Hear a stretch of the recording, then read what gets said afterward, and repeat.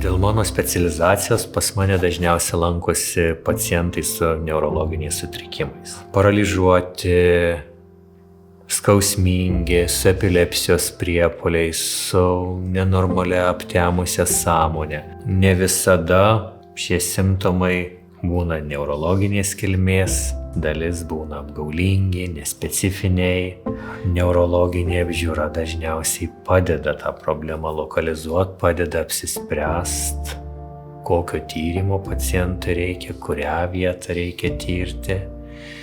Ir kai vanoj mes galim pasiūlyti tiek kompiuterinę tomografiją, neurologijoje pagrindė yra naudojama magnetinis rezonansas.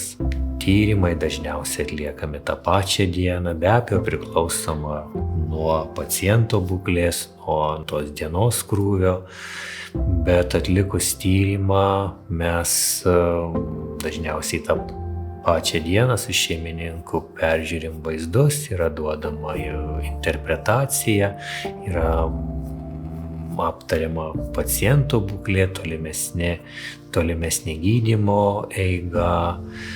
Jeigu reikia, pacientas ir tą pačią dieną yra ir operuojamas. Bet jeigu tyrimo eigoje matai, kad reikia kolegų pagalbos, tai visada su kolega pasitari. Ir galima visada suderinti, kad tas pats pacientas pagal poreikį tiek ir po magnetinio rezonanso gali keliauti ir į kompiuterinę tomografiją, jeigu to reikia, ar netgi atvirkščiai po kompiuterinės tomografijos į magnetinį rezonansą, nes dalis tokių pacientų yra, kur nebūtinai vienas prietaisas aiškiai ar tobulai parodo, ko mums reikia. Ar ne iki galo gaunam visus atsakymus. Yra dalis pacientų, kurie tiek yra atsiuntę kolegos ir kaip taisyklė jie turi tokius kaip epizodinius simptomus, tai gerai, tai blogai, tai kažkas įvyksta. Į apžiūros metu jie didžioji dalis vėl būna kaip ir normalūs. Ir tada labai priklauso nuo šeimininkas gali daug padėti.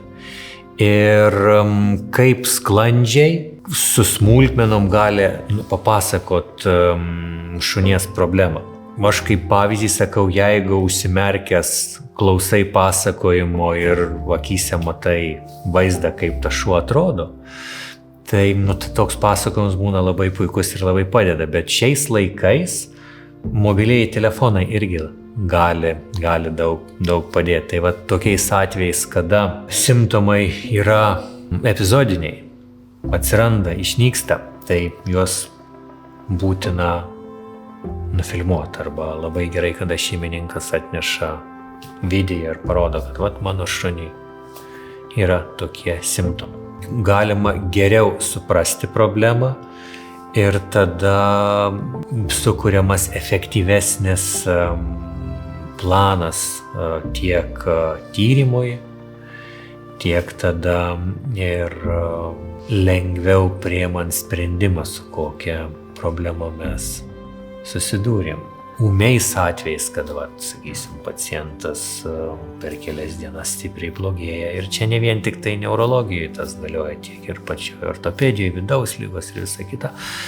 Tai kada kolegos ima ir skambina, sako, žiūrėk, turi tokį pacientą, tai tada visada pokalbis su gydytoju yra iš dalies lengvesnis, nes jau tada gali kalbėtis terminais ir kartais be emocijų kritiškai įsivertinti paciento būklę, tai tada visada stengiasi atrasti laiko, kad ir tas tvarkaraštis yra užimtas. Nes kartais pokalbis šeimininkas papasakoja vienai, bet to nereikia girdėti kaip priekaišto, kad šeimininkas ar neišmano, ar nesupranta, ar kaip, bet tiesiog kartais labai dažnai emocijos kalba.